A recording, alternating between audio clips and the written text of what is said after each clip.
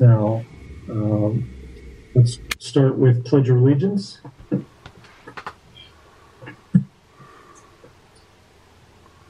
2, 3. I pledge allegiance to the flag of the United States of America and to the republic for which it stands, one nation, under God, indivisible, with liberty and justice for all. Okay. Roll call, please.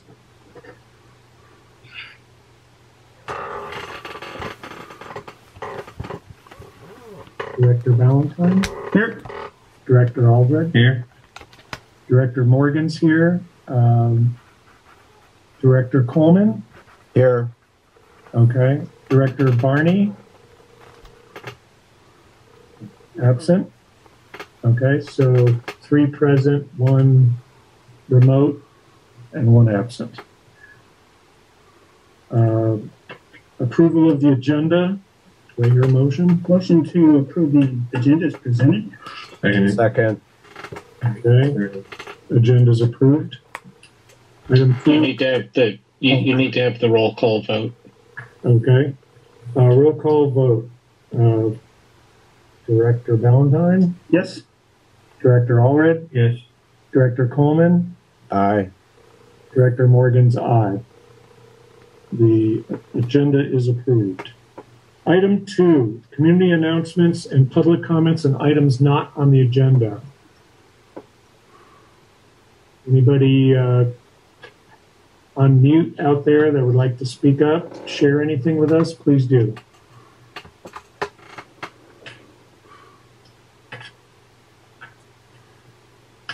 Okay, so moving on to item 3, consent agenda. Staff recommends approval of consent items by one motion. We've got minutes of the board meeting of July 19, check registers, and a resolution declaring certain properties surplus. Do I hear a motion? Motion approved. Second? Second. Is that Yeah, second. okay? Public comment. Roll call. Director Ballantyne? Yes. Director Allred? Yes. Director Coleman? Aye. Director Morgan, aye. The ayes pass unanimously with the consent agenda. Action items. Item 4, local equity exclusive negotiation agreement. Mr. Vice President, members of the board, this is a continuation from a discussion that we had a board meeting ago, which is essentially we have local equity that is interested in signing an exclusive negotiation agreement with Mojave Air and Spaceport for developing general aviation hangars. There were a couple of items that the board wanted to get addressed. I'm circling back to make sure we have it addressed and improved. The reason why this ENA is going before the board is because there's no money exchange, but they are requesting a 24 consecutive calendar months exclusive negotiation agreement so that they have the opportunity to invest in all the groundwork that needs to occur, including permits, possibly CEQA, which is the California Environmental Quality Act. You do have to get certain permits depending on type of construction. So there was concern that this would be a 24 consecutive calendar month agreement versus a 12. And if it were 12 months, I would have the authority to sign it. But in this case, I do have to take it to the board for approval. I'm supportive of the 24 months. And the reason why is because that is what we're going to need to do to put in our own infrastructure to support this type of development, not just utility relocation, the water line, which we're accomplishing this year, but taxi lane developments.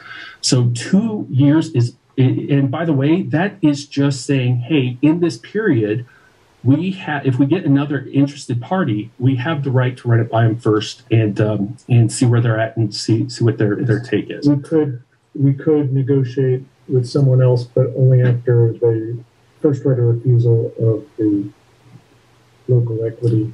Exactly, and the reason why that mechanism is there because they're making an investment up front. I don't have a problem with this because I think they can secure the permits and we can get the work done in less than 24 consecutive calendar months. But I feel comfortable with a 2 year or 24 consecutive calendar months agreement because it will allow us the time to get our ducks in line while they're getting theirs in line. And at that time frame, we are working together as a team to accomplish this task. The other issue that was brought up in the last meeting was the exhibit that they provided for the leasehold area included the parcel land on that exhibit, and it made it confusing for everybody to say, oh, well, we can't lease you land that people already occupy. So their revised exhibit, which I provided to you guys via email, indicates it removed that parcel indication and indicates the true property. Yeah, okay. Great. Oh, awesome. You got it. Yeah. So really at the end of and finally, we did establish an agreement milestones for them to check in on, and that's a good opportunity for us to reevaluate as necessary. Based on that information, I strongly recommend approving the exclusive negotiation agreement with local equity at this time, because what they're asking for is really not much of a leap on our end. Yeah. Scott, oh, go ahead. I was just going to say, for everyone's benefit, local equity is a terribly confusing name for a company. I forgot to remind you guys too, the actual investor is local. He's in Lancaster. He bases his aircraft at Fox Field. All right. So I'm just saying, for everyone's clarification, it's a private entity that's interested in investing and building hangars. Local equity is the name they chose to incorporate under, which is very confusing. It's different. I always want to say local equality. I think it's dealing with a government body. Sometimes you're like, well, what is this? Is this the Local Equity Act? Do I need to look this up? Is this some rulemaking? I don't know. I think it's a poor choice of names. Mr. Coleman has a question, if I could. I looked up localequity.com, and I did research on that company. They've been in business 2.5 years, and there's like 5 people involved with it. And I'm trying to find what they've actually accomplished in that since they've started 2.5 years. And I also kind of to add in, I know this has been brought up before, but there's FAA AIP money that's available to build hangars, and I don't know how much that's been looked into. It's been looked into exclusively, and I'm going to tell you, Chuck, Okay. you can use your AIP funding for building general aviation hangars. It's an extremely unwise investment. The FAA will not necessarily bless that. The FAA can provide like 75% of the cost. But okay, so that cost is coming from it can come from 2 different veins of money. One is entitlement, and one is discretionary. Mojave and Spaceport gets $159,000 a year in entitlements from the FAA. You can accumulate up to 3 years of that. So if you actually pull the math, it's not a lot of money. Okay. That's where we lean on discretionary funds for major infrastructure projects that are considered high priority: runways, taxiways, lighting. Those you can get funding for AIP. Hangars do not even make the list. Period. And then the grants, I always see grants building hangars all over the country, and there's many dozens of them. I don't know if that's been thoroughly pursued, but that's another source of money. Kind of to back up what I'm saying is, I'm not for an exclusive agreement, especially 2 years, with a company that doesn't have any experience in building hangars or building any buildings. The owner's like a hotel entrepreneur or something like that, and Beverly Hills is their address and all that. So I've got my skepticism about whether they can build the hangars. So you mentioned they have investment that's coming in. What kind of investment, and what's the timeline for that investment that you spoke of? Can you explain to me what you mean by investment? You said investment. They're already ready to put investments into the project. Investing in permits and design and all the groundwork that needs to be to construct hangars. That's what they need the time for. So they're when is the shovel gonna hit the dirt then, with the best expectations then? Is it 2 years from now then? I mean, that's the max that we would permit. Okay. They can do it in a month. They could do it in 6 or a year. There's so much that goes into development that it's hard to nail down. Right. Well, the word exclusive, and especially for 24 months, that kind of sticks with me, and I'm not that type of person that wants exclusive rights, because someone might come in and say, hey, I want to build hangars, and click, sorry. You know, that's the way I see it. We can entertain alternatives to local equity during this time frame. In other words, if someone comes in with a better deal, we can consider it, but we have to. There's a first right of refusal. In other words, if those guys are willing to act with their exclusive agreement, I think the terms would be they have to do something, right? They can't. Yeah. Exclusive. Wait. Just hear me out. They can't just deny the other competitors who want to come in and build. They have to basically, because we have to have a fiduciary responsibility. If someone says they'll do it for less money or a better deal, the airport has to consider it, and they have to meet that.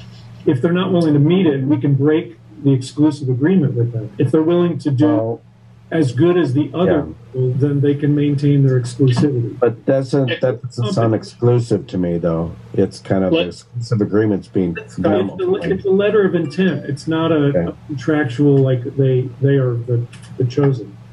Go ahead, Scott. So hang on a sec. I think there are a couple of misconceptions that I would like to clear up, if that's okay.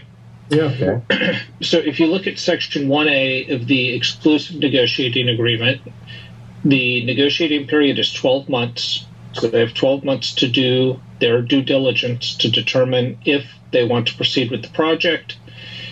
And then we would negotiate a long-term lease. During that 12 months, the airport is prohibited from negotiating with anyone else. This is an exclusive agreement. There's no right of first refusal. There's no option. For 12 months, the airport is in this exclusive agreement with local equity. So I just want everyone to be clear on that. So during this time, we'll be doing the water line. So we we'll have be to do doing that the water line, and then hopefully starting on the taxiway. So yeah, my guess is this will not. It might be shovel ready in 2 years, but you guys are going to have to do the design for the infrastructure. You're going to have to bid it. It's going to have to be constructed. I'm not sure what the time frame is on all of that, but Tim, I mean, maybe the airport could have all of its work done in 24 months. All except for the taxi lanes? Yes. Don't forget, we have to spend, this is going to be a big chunk of money. Just because they're ready doesn't mean we're going to be ready financially. Yeah, absolutely. And that could. Well, when you say financially, we just discussed AIP options. That's what, $100,000 a year. Yeah, that AIP funding can't go to utilities. This is going to get into the other ones. Yeah, you guys are going to have a bunch of due diligence you're going to have to do. This will be a relatively expensive project for you guys. So at some point in time, the board will have to consider if you're going to dip into your reserve funds for that. And I'm sure as part of the budget planning process that you guys will talk with staff about that. But really this is giving local equity 12 months to decide if they want to move forward and if they can get the permits to do so. In the meantime, the district is going to have to be very diligent in working to determine what its costs will be to fulfill its end of the obligation. So, yeah, so for 12 months, it is exclusive. There's no other parties. There's no other negotiations. There's no right of first refusal. Just so everyone is clear on that. But that changes in the second 12 months, right? So it can be extended by agreement of the parties. As you guys will recall, the last time it was we talked about this, there was concern about the 24-month period. And right. Tim went back and spoke with the guys from local equity. And Tim, as I recall, they reduced the 24 months to 12 months. I don't recall a 24-month period being part of the final agreement. No, it's not. My apologies. For some reason, I thought it was. But I just read through it again, and they said 6 months. There's two, right. There's options for 2 6 months. You know what we could do, guys? I'm just throwing it out there. We could make, at the end of the first 12 consecutive calendar months, a milestone that they have to have permits, CEQA, everything like that, in order for us to continue the next 6-month option, and then have another milestone to say they have to complete before considering the next 6-month option. That's what I was going to mention, but thank you. If I was them, or if I was on the board of directors of the Fairport, wink, wink, I would like to see some commitment on our side also. You know, I don't like hearing that we can't do this in 24 months. It's like, I don't know what we have to do to expedite this, but. Well, one of the challenges we have, and just so everybody's aware of this, right now we're in a new fiscal year. And so we can start budgeting for the next fiscal year. We've already budgeted this year for the water line relocation, right? It looks like we're going to have to budget for the next year, the utilities. And then, and we're going to have to figure out how the heck we're going to get a taxi lane or two paid for. So time frame wise. Are we having any of this with our engineering and the water line? Is that part of any of this development? Yes. Because I think we're looking at $5 million on our half to get this done. We don't have $5 million. So Chuck's right. We're going to have to go out for other resources and stuff. But we got somebody that's willing to seriously look at it. Well, and guys, and one thing we can also consider too, I mean, we're kind of putting the cart before the horse at this point. Sure. When we negotiate the agreement, maybe we talk to them about, hey, do you guys want to run the utilities? The reason why we look at doing some of that work is because we're trying to lower their overall overhead. And that, because you guys know at the end of the day, that will impact their rents. And we don't want to do that.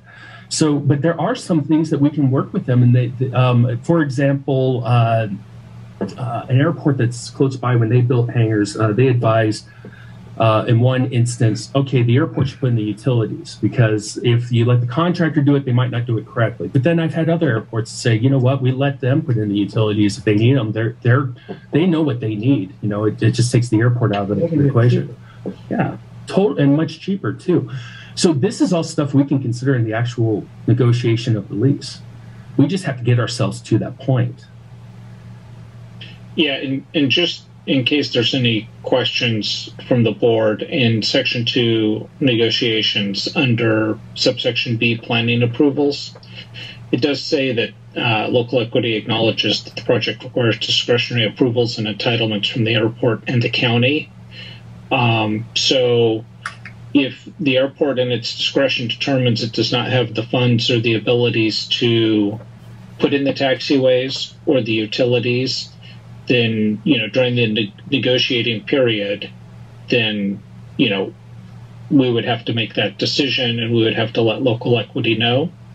So there will be a lot of planning in the next 12 months regarding this project.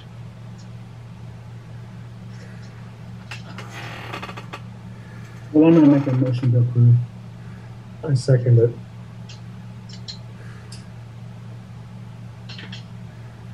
Well, public comment. But yeah,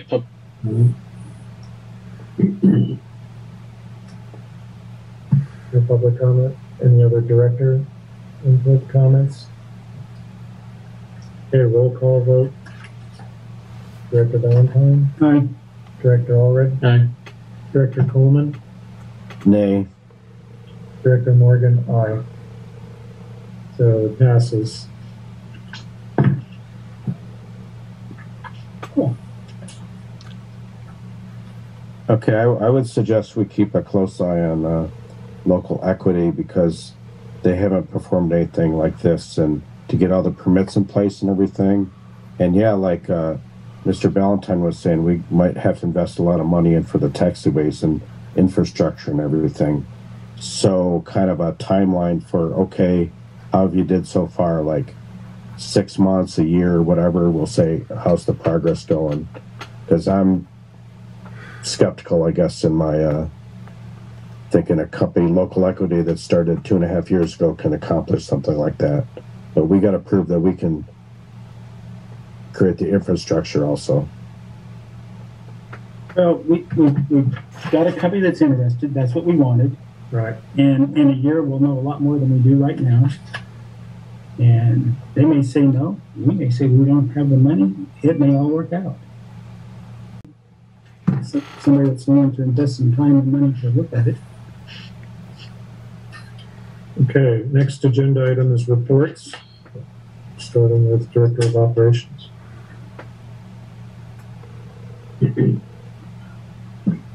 Good afternoon, members of the board. I'm going to start with our runway 1230 rehabilitation project. Our final phase started on yesterday, July 31st. We are doing a lot of night work that will help keep the runway open and limit impact to operations.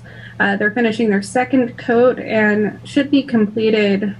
Last quote I got was actually by tomorrow, but we do have it scheduled out until August 4th, just in case they run into any issues or any delays due to weather.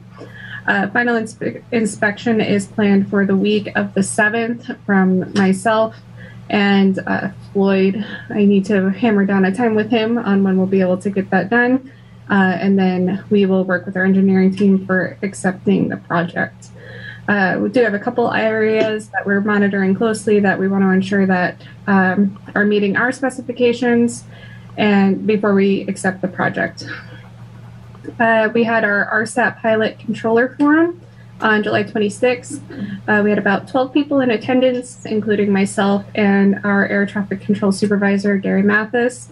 It was a really great opportunity to be able to speak to our pilots and address some of our concerns. One of the things that came out of it is inviting our tower to our industrial and GA tenant meetings quarterly to have some more interface between our pilots and our users of our airspace and our air traffic control tower here at Mojave. So we have these conversations more than once a year because the FAA wants us to. We'll actually start engaging a little bit more, and we are excited to have that connection between our tower and our pilots. Typically at other airports, because they are an FAA entity, they seem so far removed. You don't have the opportunities to ask those challenging airspace questions or ask operational questions. So we are very fortunate that we can provide that here and we can have that consideration. Our actual runway safety action team meeting will be held here in the boardroom on August 30th from 9 a.m. until 12 p.m. And in your board packets, you do have invitations, and invitations will go out to our tenants and our users of our airspace, including Joshua Center. The last item that I have is our airport operations specialist training. They are in their final month of training. We have about 2 weeks left for the core training, and then we have a couple items here and there that will be throughout the rest of the calendar year, including NOTAMs, how to issue a plan properly when it's appropriate, wildlife training, and ASOS and BSOS as they become available. We're looking at December for that. We're expecting them to be working in their full capacity in their roles by September 1st, with the exception of 2 of our new hires who just started within the last month, and when we hire our last new hire.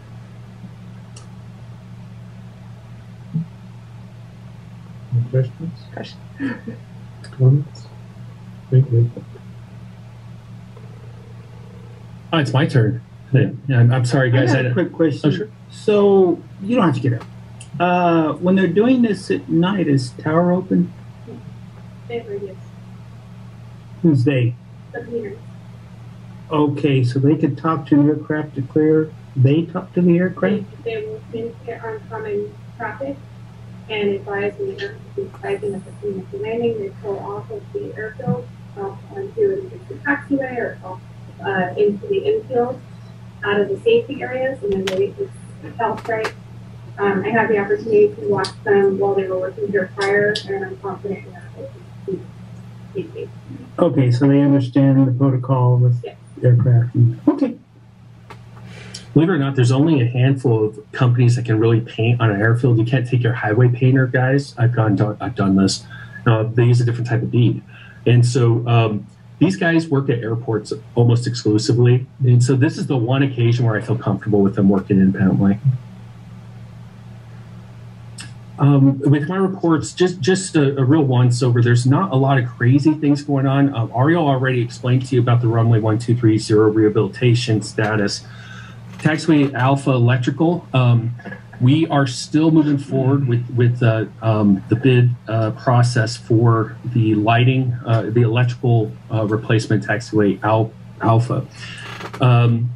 I did talk to Mead and Hunt when I was at the conference I was attending last week, and the guy that's in charge of the project, and they're sending me over some options for what we could include and exclude, so we can get the best bang for our buck with what the FAA is giving us and what we have to contribute.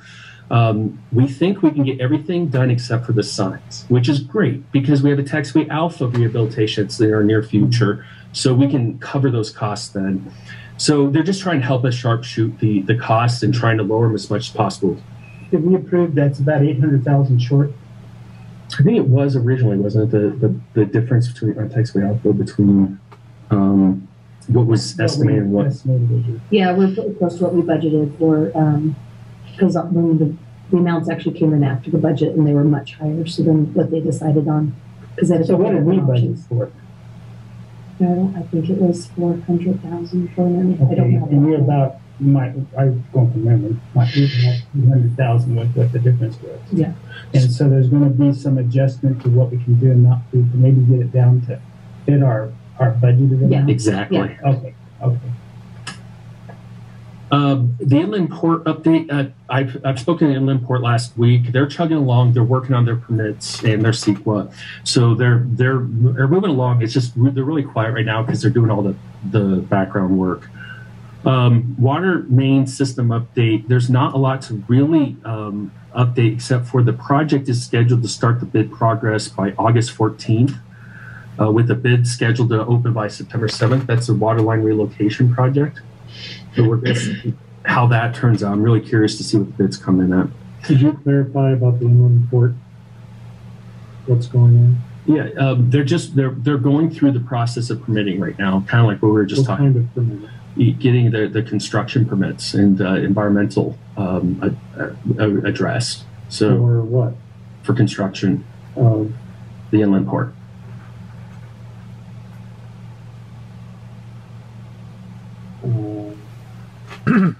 This is well beyond like environmental impact statements and stuff.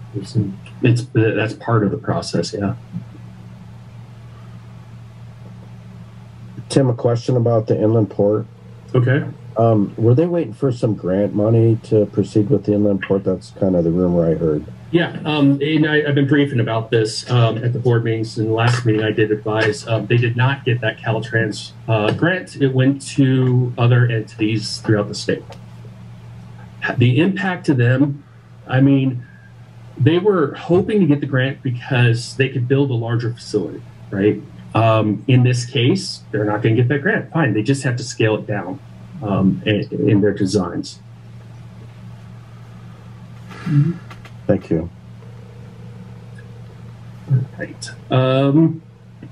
I mean, really, the only two things are the water modeling system hydraulic modeling, which I can't stress this enough how badly we need this right now. We had another water line failure last week, and we're trying to address and get it repaired. Problem is, our water lines are so old that we're seeing failures constantly. I'm going to work with Mead and Hunt to see if we can sharpshoot a grant to replace water lines, because I think that there might be some grants available. No promises, but it's worth investigating, because I mean, we keep seeing these failures and it's having an impact on the tenants as well. So we probably need to start thinking about that. Sure, especially with our deluge, because that much higher pressure when those pumps come on. Yeah. Yeah, that's where the water goes. I mean, weren't you talking like $1.2 million for the water infrastructure upgrade? Somewhere in there? Mm-hmm. I don't know. That's for just the water line upgrade over by the G8 area. Yeah, that's a lot right there. Yes, it is. All right. And then the only other point was just the hangar development update. So that's all I have for my brief. Okay. Any director comments, items not on the agenda that we'd like to discuss? A question for Tim. Eric Schwartz, Mr. Auto Launch. Hey. Hi, Tim. At the industrial meeting last month, you had made a comment about the runway 1230 with that, we know it was only paved for 150 feet, and that there was a potential legislation to cover the quote spaceport runways. What kind of action's going on? Is there any advocacy where we could help, or anything else that's what are the next steps? I'm waiting to hear back from the Commercial Space Flight Federation or CSF, because they're the ones that are really going to be advocating for it. In the FAA reauthorization bill, there is some potential for earmarking for projects for spaceports. There's another authorization bill for spaceports alone, okay, that would give us about 220 million, I think, to do some sort of infrastructure improvement specifically just at spaceports. There's also another piece of legislation that says that spaceports will get funding for the additional 50 feet that's not covered by the 150 feet design requirements of the FAA. And that spaceports, which all have 200-foot wide runways, by the way, would get that funding through that avenue. There's going to be a lot of pushback from the airlines, which baffles me why they would argue this, because there's a public use airport. There's a chance they might need to use it someday. But but there's a lot of politics involved. CSF doesn't think that bill will pass, but it doesn't matter. The spaceports to do horizontal launch, we're all pushing for it. So, and it seems like, I want to say Colorado, Hickenlooper has been really pushing it too. So that's why we're kind of in a hold off and wait. Now, the challenge is going to be, Eric, if we do get that funding, expect an air closure. So we're going to try to figure out if we can do it in a manner that would have the least amount of impact. Right. And unfortunately, because of the way the funding is structured, we have to do it this way. In the future, though, the next time we have to repay that runway, I don't anticipate we'll have these issues. They'll be ironed out by then. Okay. Maybe a subject for another meeting. If there's any help we could provide as far as advocacy goes and support. I appreciate that. I'll reach out to you guys. And I think I know your advocacy guy, too. He's still around, right? Mark Bitterman? Yeah. Yeah. I'll just reach out and brief him, too. Okay. Very good. Thanks. Thank you. Hey, everything going okay on your guys' end? Yeah, everything's good. We really appreciate the quick work on the repave and the painting. We scheduled our maintenance and everything around the downtime. So we're getting ready to fly soon, though. I've got an interesting question, Eric. Did you get your extra stripe? I don't know about that. I wasn't involved in if that discussion happened. If the stripes. You know what I'm talking about. I know what you're talking about, but was that ever discussed with the engineering team? I don't think we did. I don't know who paid for it. Well, we brought it to your team's attention, and I think it kind of fell through the cracks. We do have an alternate solution because we know that you guys need that non-standard marking, and the non-standard marking we were using at the time with the bleached runway works really well. It's not going to work now. I do have some alternatives that might work for us. We just need to put our heads together and get that addressed before your next flight. Well, our next flight's later this month, possibly. Okay, well, we probably need to hop all over that one too. Ariel, would you make a note to said that? Awesome. Okay. Yep. If you reach out to me, Tim, we can make sure we get the right people in the room. Got it. Thanks. Okay. If there aren't any other director comments, then the board's going to go into closed session. And then we will return and give you a report if you want to stay online for that report. Otherwise, Ariel. All right. Thanks for attending. And if you're staying online, thanks for your patience. Thank the people at CSF, because